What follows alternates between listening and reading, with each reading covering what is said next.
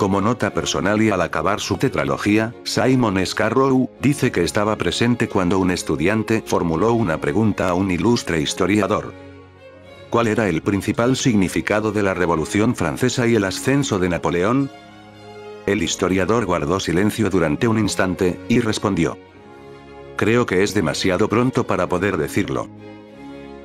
Bien, nada que objetar a la respuesta de ese historiador. Incluso me parece inteligente. Después, Simon finaliza diciendo que hasta el día de hoy nos acompañan los ecos del mundo en el que se enfrentaron Napoleón y Wellington, y que ellos contribuyeron a moldear, y sin duda sus nombres seguirán resonando entre las generaciones. Bueno, eso, como siempre que habla un inglés, es una verdad a medias. La Revolución Francesa y Napoleón intentaron, y algo consiguieron, modelar al mundo. La maricona de Wellington, con otras naciones lo que hicieron fue enfrentarse a ello para volver al sistema aristocrático. Wellington no modeló. Desmodeló. Por otro lado, es cierto que el nombre de esos hombres seguirán resonando entre las generaciones. Pero con una diferencia. Wellington es Wellington gracias a Napoleón.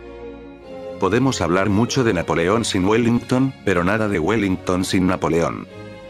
No hay que olvidar eso, señor Simon.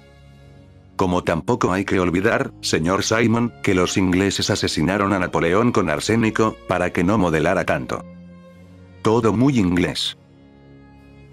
Bien, y ahora vamos con los libros.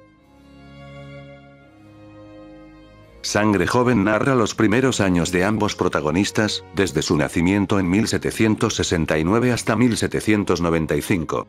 Resulta curioso descubrir los paralelismos entre sus dos biografías, más allá del hecho de haber nacido en el mismo año, y sus respectivas trayectorias, que el autor va exponiendo en orden cronológico. Unas veces a través de Wellington y otras de Napoleón, Simon Scarrow nos ofrece un fresco de la época de lo más sugerente de la sociedad y del ejército, pero también de la vida económica, ideológica o política, que en Francia desembocaría en la Revolución Francesa. Un joven Napoleón asiste al nacimiento y desarrollo de una nueva forma de entender la vida, en la que los méritos y no el lugar de nacimiento, determinan la valía de un hombre. En la novela el joven corso sufre precisamente cierta discriminación debida a sus orígenes, que le impiden acceder a puestos de relevancia en el ejército pese a estar convencido de que su potencial es muy superior a la mayoría de sus compañeros. Ese joven bravucón y orgulloso aceptará de buen grado las ideas que propugnan hombres de la talla de Maximilien Robespierre.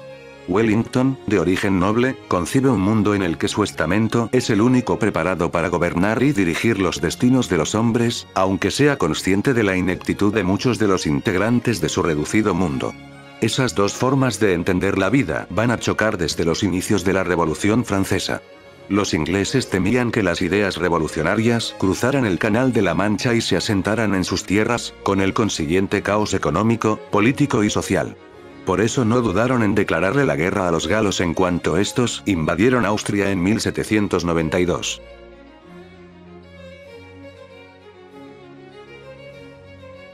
Siguiendo la historia donde nos dejó Sangre Joven, los generales nos presenta a Napoleón y Wellington como dos jóvenes militares insatisfechos con su situación. Napoleón es un joven oficial de la Francia revolucionaria, dispuesto a poner de manifiesto su ardor militar durante las campañas en Italia y Egipto, lo que no tarda en llevarlo a lo más alto de la política francesa. Mientras Wellington embarca con destino a la India, donde se gana la admiración de sus superiores por su inteligencia táctica. Sus respectivas ambiciones quedarán más que claras y Scarrow nos deja a las puertas del crucial enfrentamiento en la península ibérica, por la supremacía entre Francia e Inglaterra y entre dos personalidades irrepetibles.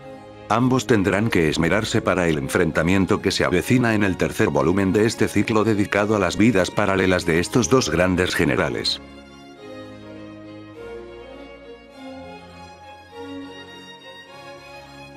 Las vidas de Napoleón Bonaparte y Wellington guardan paralelismos ciertamente curiosos.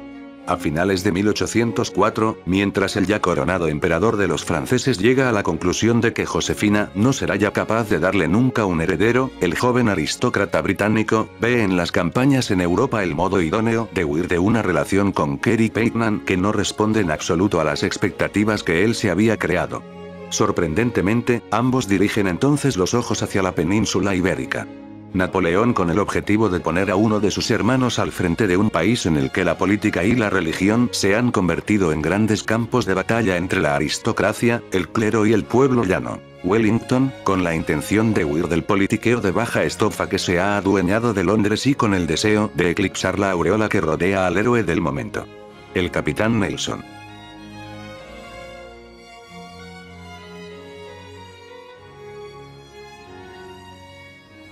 A la altura de 1810, Wellington y Napoleón se encontraban en la cumbre de su fama y eran ya sin duda los militares más prestigiosos de su tiempo.